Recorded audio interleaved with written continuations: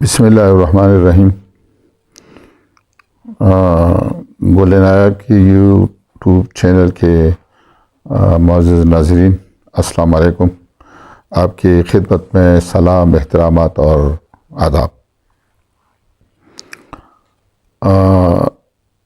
پیارے ناظرین، حالات بہت تیزی سے چونکہ تبدیل ہو رہے ہیں، تو ہم چاہتے ہیں کہ وقتاً فوقتاً آپ کے ساتھ رابطہ رہے اور نئے جو حالات پیش آ رہے ہیں ان سے آپ کو آگاہ کریں۔ آج ہم ذکر کریں گے افغانستان کے ہوائی اڈے پر جو دھماکے ہوئے ہیں اور اس کے جواب میں جو امریکہ نے ڈرون حملہ کیا ہے اور طالبان نے اس کی مذمت بھی کی ہے، اور اس حوالے سے انہوں نے ایک داعش خراسانی ایک نئی تنظیم اس کی بھی بات کی ہے۔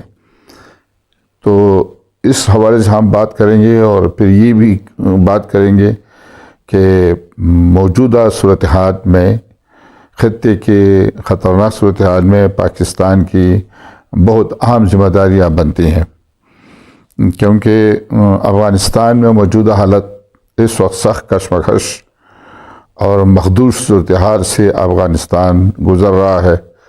لہٰذا اب باہر سے جو وفود آئیں گے افغانستان کے حوالے سے، یا ان کو کچھ امداد دیں گے، یا جو ہماری یونائٹڈ نیشن کے ادارے ہیں، تو وہ لازم بات ہے کہ وہ پہلے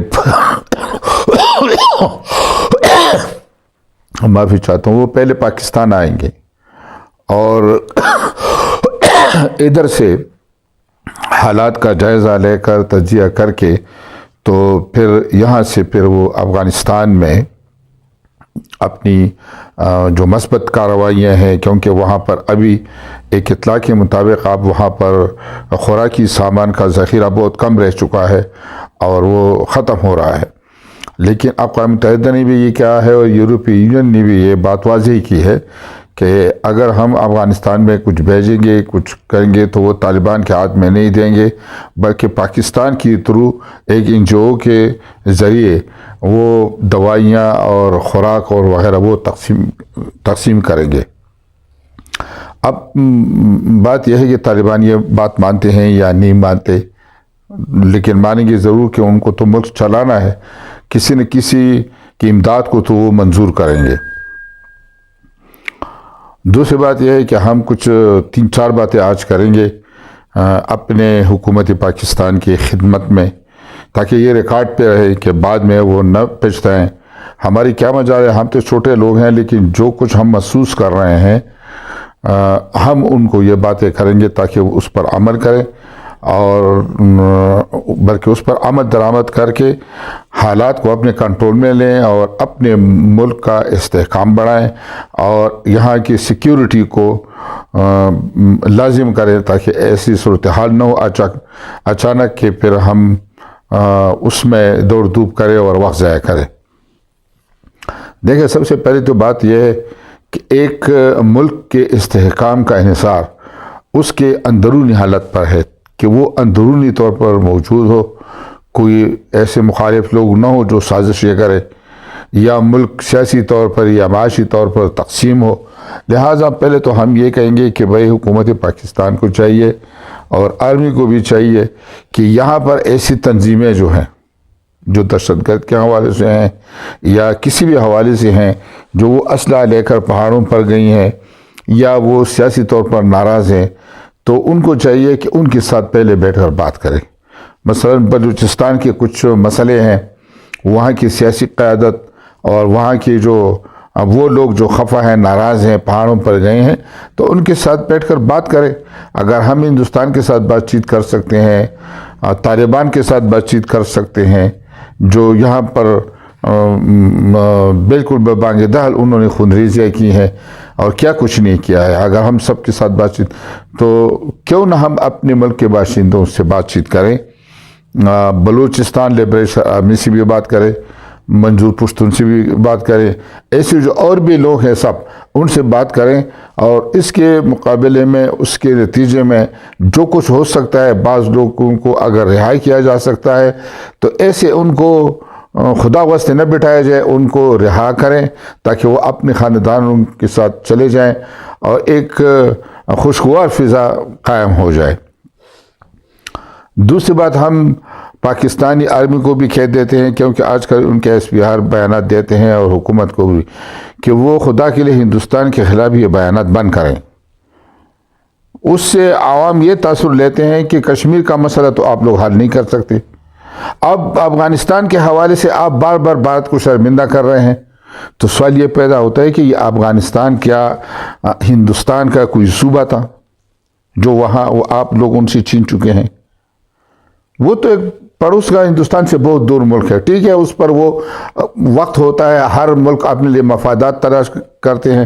پہلے اشرف غنی کی حکومت یا حامد کرزئی کی حکومت ایسی تھی کہ وہ افغانستان کو ویلکم کرتے تھے اور ادھر اپنا کاروبار کرتا تھا یا روڈ بناتا تھا یا ڈیم بناتا تھا، اور ہمارے مقابلے میں وہ ہندوستان کو زیادہ ویلکم کرتے تھے، ٹھیک ہے۔ اب تو حالات بدل گئے ہیں نا، تو ابھی اگر آپ پہلے سے بیانات دیں گے تو اس کی کیا گارنٹی ہے کہ وہ لوگ حکومت میں نہیں آئیں گے؟ یہ عبداللہ کون ہے؟ یہ آپ لوگوں کا دوست ہے کہ دشمن ہے؟ میں حکومت سے پوچھتا ہوں، فوج سے بھی پوچھتا ہوں، یہ کیا حکومت میں نہیں آئے گا؟ یہ حامد کرزئی کون ہے؟ تو برائے مہربانی پہلے سے ایسے بیانات نہ لے جو بعد میں شرمندگی اٹھانی پڑی، اور یہ کون سا بڑا مسئلہ ہے؟ افغانستان کو ہندوستان کا صوبہ نہ تھا کہ نہیں تھا کہ اس سے چھین گیا آپ لوگوں سے 1971 میں، تو اپنے لوگ اور اپنے بنگالی اور اپنا پاکستان آپ کا ٹوٹ چکا ہے آپ لوگوں کی غلطیوں کی وجہ سے۔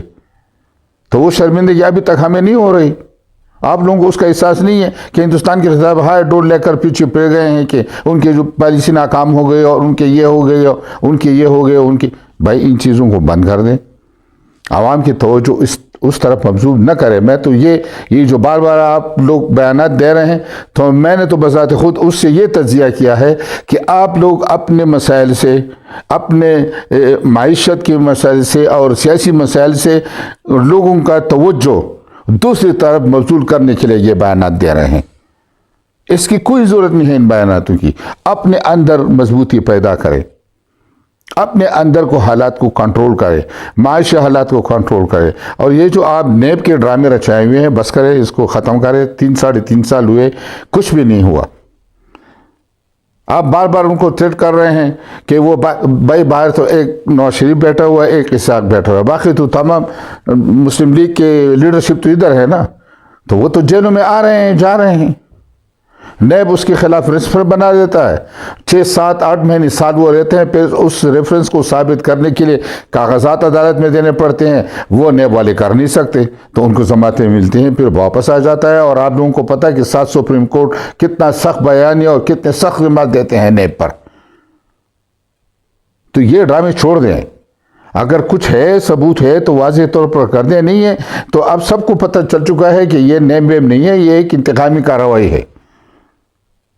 10 دن 20 دن پہلے حکومت کے وزیر کہتے ہیں کہ فلانا گرفتار ہو جائے گا، آج فواد چودھری کا بیان دیکھ لیں۔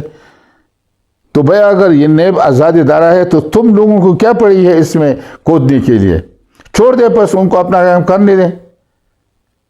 آج فواد چودھری کہتا ہے کہ شہباز شریف کو سیاسی جوڑ کر اپنے وکیلوں سے مشورہ کرنا، مجھے نہیں لگتا کہ وہ چند دن باہر گزار لے گا، اس کو جیل کی ہوا۔ اس کا کیا مطلب ہے کہ پہلے سے فری پلان ہے، آپ لوگ نیب سے مل چکے ہیں، کچھ معاملہ رچو ہے کہ بھائی اس کو گرفتار کرو۔ واضح بات ہے نا، بات تو یہ واضح ہو گئی بات۔ مطلب ہے کہ حکومت اور نیب آپس میں ملی ہوئی ہیں کہ صرف یہ ایک پارٹی کو نشانہ بناؤ، باقی سب دنیا فرشتے ہیں اور آزاد ہیں، کسی نے کچھ نہیں کہا ہوا ہے۔ آپ لوگ تو ابھی تک چینی کا وہ نہیں کر سکے، لیکن ہم کہتے ہیں کہ یہ سب چھوڑ دیں، اب حالات تیزی سے تبدیل ہو رہے ہیں، آپ لوگوں نے واضح موقع اپنانا ہے۔ ایک طرف روس اور چین نے اس خطے کے نئے صورتحال کے حوالے سے اپنا ایک اتحاد بنا چکا ہے، روس اور چین ایک پیج پر آ چکے ہیں، یہ بہت بڑی بات ہے امریکہ کے مقابلے میں۔ تو آپ لوگوں نے یہ بھی فیصلہ کرنا ہے، ابھی 2 کشتیوں میں آپ پاؤں نہیں رکھ سکتے، ابھی آپ لوگوں کو ایک کشتی پر آنا ہو پڑے گا۔ ہم یہ نہیں کہتے کہ امریکہ کے ساتھ آپ تعلقات خراب کریں، تعلقات خراب نہ کریں، لیکن اپنے مفادات پر، اپنے ملک کے استحکام کی وجہ سے ان کے ساتھ سودا بازی نہ کریں۔